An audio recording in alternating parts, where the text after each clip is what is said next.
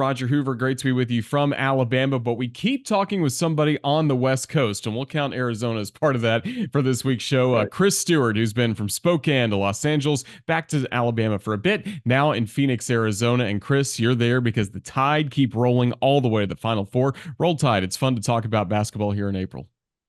Boy, it is. And special time, unbelievably special experience. And yeah, 12 straight days, Tuscaloosa to Spokane to LA, back to Tuscaloosa, and a day and a half at home, and then right back out to the West again. And uh, really, really cool environment, cool setting, wonderful greeting for the team yesterday when we got here, and it's got a it's got a big time event vibe, and that's because that's exactly what it is. Same thing could have been said about last week's trip to Los Angeles for the Sweet 16 and the Elite Eight. Crimson Tide getting two wins against North Carolina and then Clemson to reach the Final Four. Take us back to that North Carolina game. Obviously, the Tar Heels, the number one seed in that region. What had to go well for Alabama to have success, first of all, in that game? Could not allow the Tar Heels to get a lot of second and third chance opportunities. Um, Defended at a high level, made sure that they did not give up uh, a ton of second chance looks for the Heels. Shot it well and continued to guard at a level that exceeds what they had done throughout a good bit of the regular season.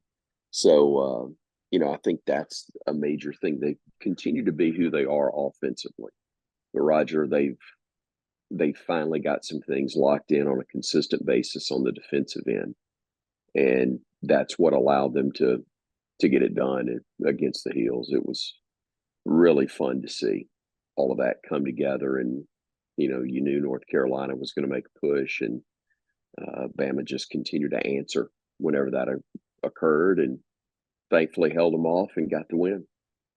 Certainly was great to see Grant Nelson. Great performance in that game. And then Alabama wins to move on to the Elite Eight for only the second time in school history, taking on a Clemson team that Alabama had faced earlier in the season. But as it turned out, it was a much different result than what we saw in Coleman Coliseum, thankfully, as Alabama reached Ooh. the Final Four. Yeah, it's kind of odd because even though they lost that game, I think they had a ton of confidence because of the matchup. They knew who they truly were in relation to Clemson. They knew they'd played really bad, frankly, in the game against the Tigers, and that's not taking anything away from their win against Alabama in Tuscaloosa. But at the same time, Alabama knew that if they played more to their true identity, that would be a different outcome, and that's what we got. And it was another one that was a fight to the end, but so glad to see Alabama play so well down the stretch, defend, continue to make shots. One would make a run, the other would answer back, and just continued to keep them at arm's length, thankfully, and got that special finish. Clemson's a tough team, very good. PJ Hall fouling out was obviously big, but the damage had been done, I think, to them before that. And, talking with a couple of people tied to the Clemson program at halftime, when they had it at 13 with 7:58, I think, the time left, whatever the under 8 media timeout was, Clemson's got that as a 13-point lead. And that's a game where even if you let it go 5 points the wrong direction, that looks so different going into halftime.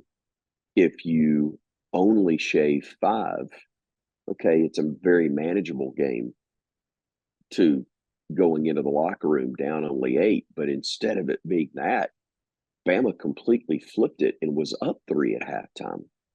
And you just had the feeling that even though we're a long way from the finish line, and I think at one point Clemson did take the lead in the second half, you felt like you had taken their best shot. And when you were able to overcome that and just play the game from that point forward, then Bama was going to have the opportunity to do what they did, and that is not just survive, but advance and move on in this fantastic tournament to a place that they've never been before, which is the Final Four. What did it mean to you to get to say that on the radio? Alabama's going to the Final Four. You've had some great final calls in football, obviously men's basketball through the 20 plus years as well, but this one certainly is different. Yeah, it's very different. I've done a college basketball Final Four and even a national championship win before. I've talked about this probably before you were born or a toddler. I did Birmingham Southern back in 1995 when they won the NAIA national championship. Different stage, different level. But if you don't think an NAIA title means something, go on over to the football building and ask Kalen DeBoer if it does, because he's got 3 NAIA championship rings himself, and you know that's an accomplishment. That's a big accomplishment. But the setting, the venue, the environment, the exposure for it is just so different.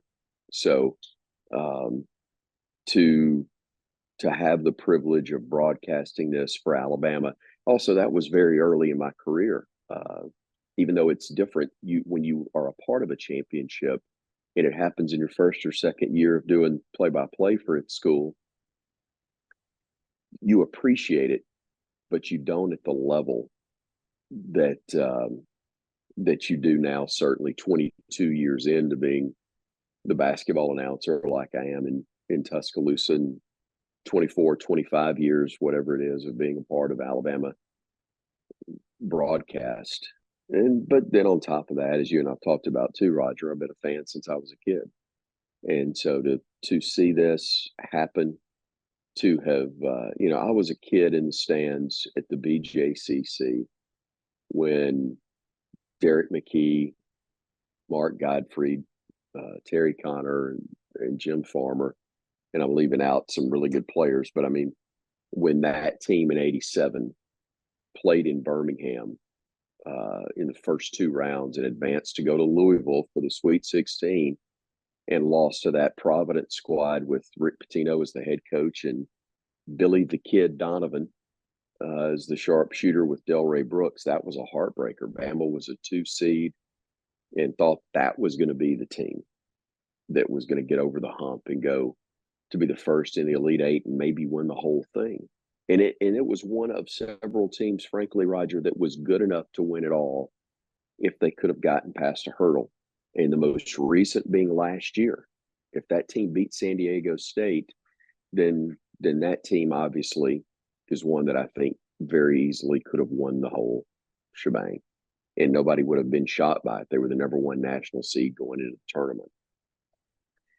This one has come out of the blue to some, but not to me. I felt all along that this would be a better team now than at any point, and that has played out that way. And just excited to see them have the chance to be in the position they're in, and hopefully they're not done. Hopefully it's got 2 more wins, and we will have one heck of an A-Day next weekend with a new coach, a new basketball trophy in town, and a lot of things to celebrate. But it's a really cool time, and it's an important time. The ceiling has been broken, and now Alabama basketball, I think, will.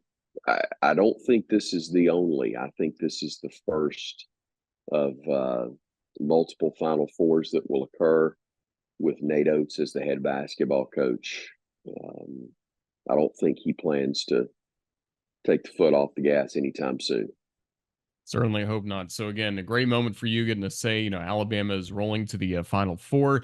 And I know you don't want to talk about yourself too much, but this is the Crimson Tide Sports Network. I've got to ask this because we all know your story well here. We've got to document the health struggles you went through a few years ago. The national stage was introduced to that over the weekend with an excellent feature by the Turner Sports pregame show getting ready for Alabama's Elite Eight game. Just what did it mean to you to have your story kind of told again to a national audience, and then the feedback you've received since then? It was among the many other things, Roger, that have been about this. It was surreal because I'm literally standing in my hotel room getting ready, and I'm watching national TV, and there's a feature being produced about me. And then when it's over, there's Ernie and Charles and and Kenny and Clark all talking about me. It was kind of weird, to be quite honest, but it was extremely kind. Um, and then was sent the clip later on of what they did at the end of their broadcast night of playing the call at the end.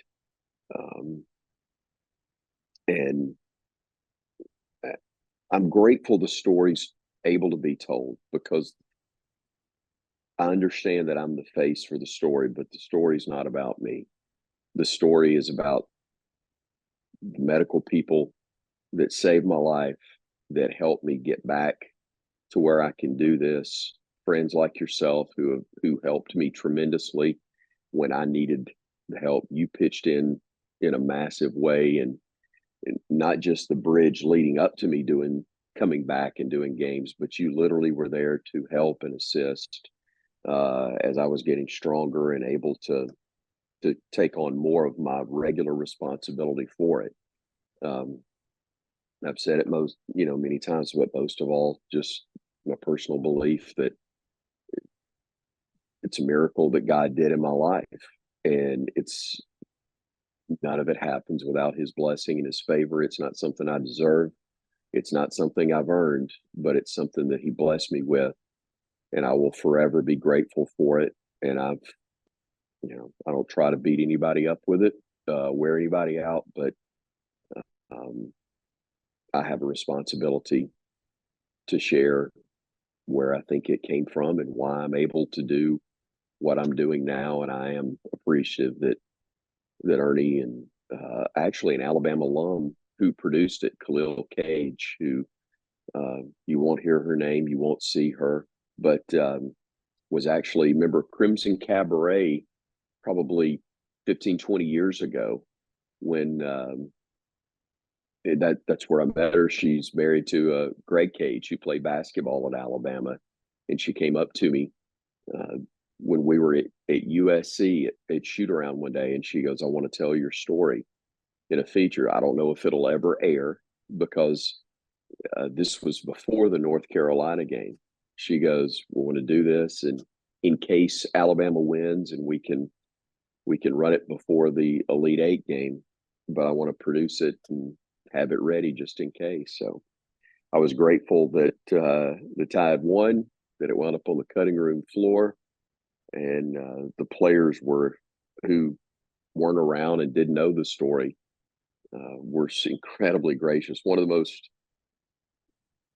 slap me in the face moments about how incredible our team is and our kids are um, was when Riley Griffin comes over to do the post game interview after the Elite Eight win, and I'm there asking him about going to the Final Four, and he said, "Well, we all saw on social media the feature before it ran on television, and we sent it around in the team chat and said we got to win this for Chris." And that was very humbling, and I'm so grateful that everybody has been as kind as they are. I just hope um, that people understand it's nothing really that I've done. I just know how fortunate and how blessed I am. We're extremely grateful for that as well. Moving forward, and again, you're in Phoenix getting ready for these games coming up this weekend. It's got to start with another tough challenge with the UConn Huskies. Just what's going to be most important for this Alabama team getting off to the right kind of start against UConn on Saturday? Roger, I don't think Alabama has to be anything other than what they've been this year when they've been at their best. I don't think they have to play the game of their lives. Um, I just think they have to continue to be who they've been, but they can't be average or below and expect to get to Monday night. They've got to be the best version of themselves and what we've already seen from them. It's not going to take a miracle. It's going to take 40 minutes. Uh, but if you slack off any, it's not 20 minutes, as Illinois found out. because they played really well for about 20 minutes. It was a 5 point game, and the next thing they know, they come out of the locker room and they were just hammered. A 30-0 run will get you beat if you're on the wrong side of it. And that's exactly what happened. And, you can't have any lapses. You've got to find a way. You've got to find a way to make sure that you are still in that game at the under 4 media timeout. And they have lost this year. They've lost 3 games. And they are beatable. And Alabama, at its best, can beat anybody. They have said that and believed it all year. We have seen that. But it will take, in order to cut down the nets on Monday, it will take 2 fantastic performances against 2 tremendous teams, whether it's UConn on Saturday and either NC State, who's been a great story themselves, or Purdue. This could be the retribution tour for Alabama. You beat Clemson, who's already beaten you. You beat UConn, that beat you 20 years ago, and then you would potentially play a Purdue team that beat you earlier in this year. I will say Purdue has not beaten Alabama in the United States of America, though. By golly, we're undefeated. We're undefeated on this side of the border, so hopefully we'll get another shot at them and get it taken care of. Yeah, I'm hoping you get the chance to see Zach Edey in person coming up on Monday if it shakes out that way. Look. I'm not going to lie to you. As long as Bama's playing, it doesn't matter tremendously. But I hope it's that big fella for NC State instead of that big fella for Purdue. I may EJ. come to regret that if it happens. But no, anybody that's here at this point can win it clearly, and it's special. I think there are 2 underdogs. There's clearly 2 teams that everybody's expecting to see play on Monday night. But I've got a feeling that NC State and Alabama don't really care about how the script has been written by many. They're here to kind of write their own. We look forward to it. Well, Chris, you, Brian, and Tom have a blast coming up in Phoenix. We can't wait for the broadcast coming up on Saturday and then hopefully on Monday night. And like you said, right after that, we'll be talking football, getting ready for A-Day coming up on April 13th. But just all the best that's coming up for you and the Crimson Tide Thank Sports you. Network moving forward. Thank you for your time with us today. Roll Tide. Roll Tide, buddy. Thanks so much.